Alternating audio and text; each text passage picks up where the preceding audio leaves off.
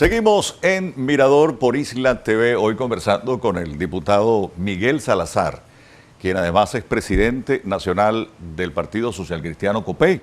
Hubo un momento que se dio por llamar COPEI Partido Popular, ¿no? Sí. ¿Eso a qué se debió? No, es parte de ese transitar, inclusive, parte de esa transformación. Nosotros somos COPEI Partido Popular, COPEI Partido Demócrata Cristiano, COPEI Partido Social Cristiano.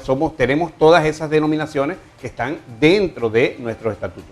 En aquel momento, pues los que conducían al partido trataron de hacer un símil, algo parecido a lo que nació el Partido Popular en España. Había muy buenas relaciones y a partir de ahí pues empezó ese proceso, como que fue en el año 2005 aproximadamente, que fue esa migración. Posteriormente, después de los múltiples problemas que existieron dentro del partido, terminamos quedándonos con nuestra esencia, que es el Partido Demócrata Cristiano COPEI, que es el Partido Social Cristiano COPEI. Indudablemente. Mira, nos había quedado, Miguel, antes de ir al corte, lo que señalábamos, ¿no? Las situaciones de corrupción que ha habido en el país, que han sido incluso denunciadas y señaladas por el propio gobierno, pero bueno, algunos han dicho que se deslindan, que estos personajes de alguna forma no eran de ellos, sino que eran del otro sector y que habían estado infiltrados dentro de la revolución bolivariana. ¿Cuál es la posición de Miguel? Eso termina de reformar mi tesis de que el gobierno, el Partido Socialista Unido de Venezuela, tiene que pasar a la oposición,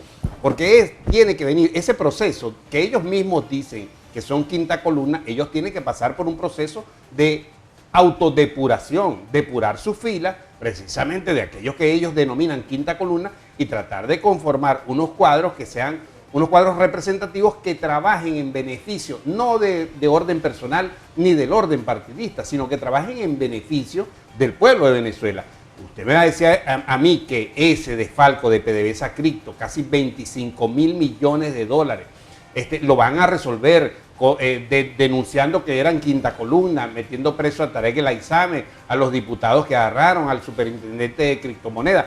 Esa es la solución al problema. Yo creo que eso amerita una reflexión más profunda dentro de lo que es la política, de los elementos que acompañan la conducción política del Partido Socialista Unido de Venezuela, para que le den una respuesta seria al país. No solamente de la dirigencia, no es solamente suprimirle su libertad. Yo creo que es necesario que se investigue a fondo dónde están esos 25 mil millones de dólares que pueden servir para arreglar el Hospital Luis Ortega. Esos 25 mil millones de dólares pueden servir para arreglar el problema de agua. Hoy, el que me está viendo en su población sabe que los ciclos de agua aquí en el estado de Esparta rondan los 45 y 60 días. Eso va a servir para arreglar el sistema eléctrico del estado de Esparta. Yo voy a tomar estos elementos y voy a hacer la reflexión, porque es que aquí las obras que se hicieron durante lo que ellos llaman la Cuarta República, los 40 años de la gobernanza de Acción Democrática y COPEI, se hicieron las grandes obras de este país que hoy por hoy el Partido Socialista Unido de Venezuela no tiene la capacidad ni siquiera de mantener. O sea, no pueden mantener las obras que fueron construidas durante 40 años por Acción Democrática y COPEI. Aquí se construyó la represa, el Guri, se construyó todo eso y con un montón de turbinas. Hoy el Guri funcionan 2 turbinas nada más, no tienen ni siquiera la capacidad de reparar las otras turbinas. El acueducto que viene de Tierra Firme al estado Nueva Esparta, a Isla de Margarita y a la Isla de Coche, fue construido en los tiempos de la Cuarta República y comenzaban con gobiernos de Acción Democrática y terminaban las obras con gobiernos de COPEI. Había una continuidad, ¿no? Porque había un plan nacional, un plan general de la nación. Eso no lo hicieron. El Hospital Luis Ortega de Por la Mar, que siempre lo he denunciado, el Hospital Luis Ortega se construyó en los tiempos de Acción Democrática y COPEI.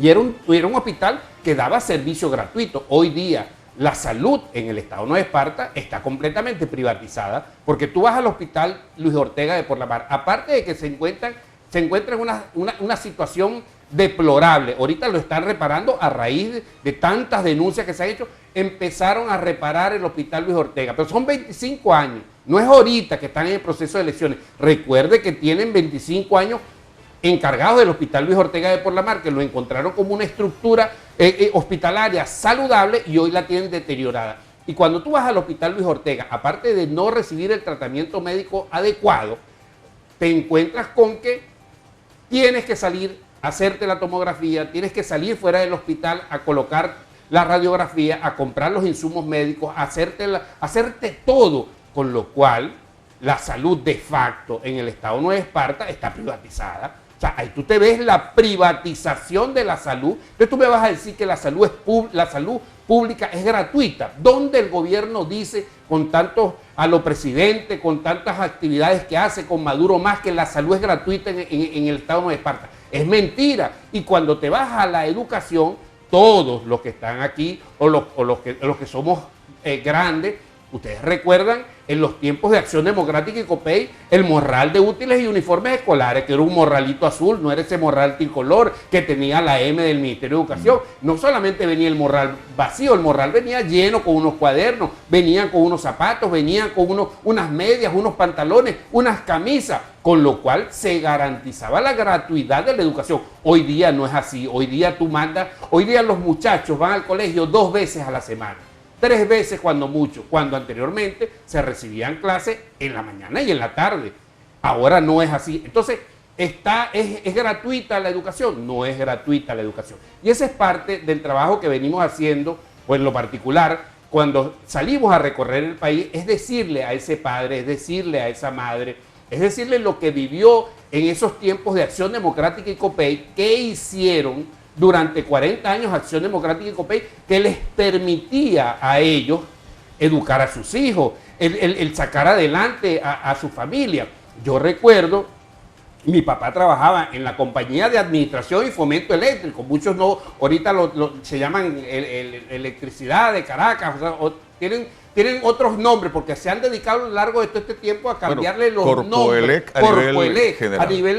Se han dedicado a cambiarle los nombres. La electricidad de Caracas, en el bar en Barquisimeto, todo, en la zona de Lara. Exacto, todo eso resulta que lo transformaron en algo que se llama Corpoelec, pero eso se llamaba Compañía de Administración y Fomento Eléctrico CADAFE. Papá trabajaba en CADAFE y papá trabajaba en CADAFE y por supuesto ayudó a colocar electricidad a muchos pueblos del Estado Nueva Esparta, muchos pueblos del Oriente, fue superintendente, trabajó mucho. Y yo recuerdo que papá cuando llegaba a fin de año cobraba sus utilidades.